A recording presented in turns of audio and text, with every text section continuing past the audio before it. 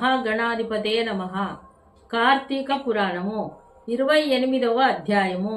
విష్ణు సుదర్శన చక్ర మహిమ. ఓ జనక మహారాజా, వింటివా దూర్వాసుని అవస్థలు? తాను ఎంతటి కోపవంతుడైనను వెనక ముందు ఆలోచింపక ఒక మహాభక్తుని చిత్తశుద్ధిని శంకించినాడు. కనుకనే అట్టి ప్రాయాసముల పాలైనాడు. కావున ఎంతటి గొప్పవారైనను వారు ఆచరించు కార్యములు జాగ్రత్తగా తెలుసుకోవలను.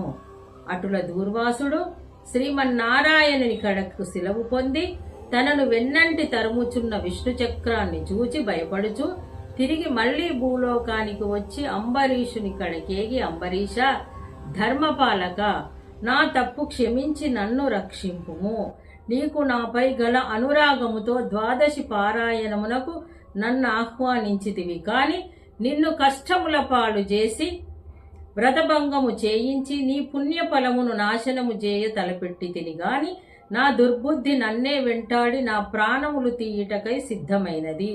నేను విష్ణు కడకేగి ఆ విష్ణు చక్రము వలన ఆపద నుండి రక్షింపుమని ప్రార్థించి తిని ఆ పురాణ పురుషుడు నాకు జ్ఞానోదయము చేసి నీ వద్దకేగుమని చెప్పినాడు. కానా నీవే నాకు శరణ్యము.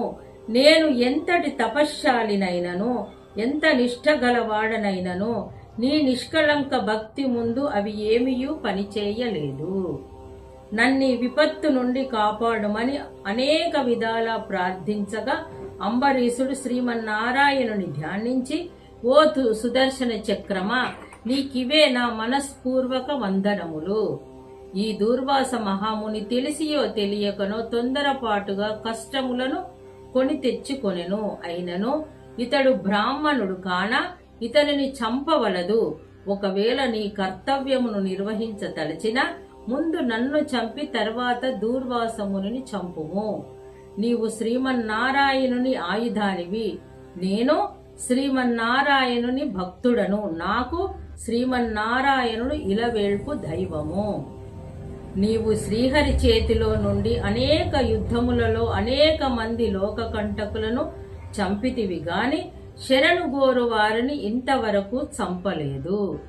అందువలననే ఈ దూర్వాసుడు ముల్లోకములు తిరిగినను ఇతనిని వెంటాడుచూనేయున్నావు గాని చంపుటలేదు దేవా.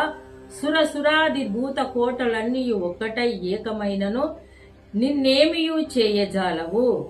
నీ శక్తికి ఏ విధమైన అడ్డము లేదు. ఈ విషయము లోకమంతటికీ తెలియను.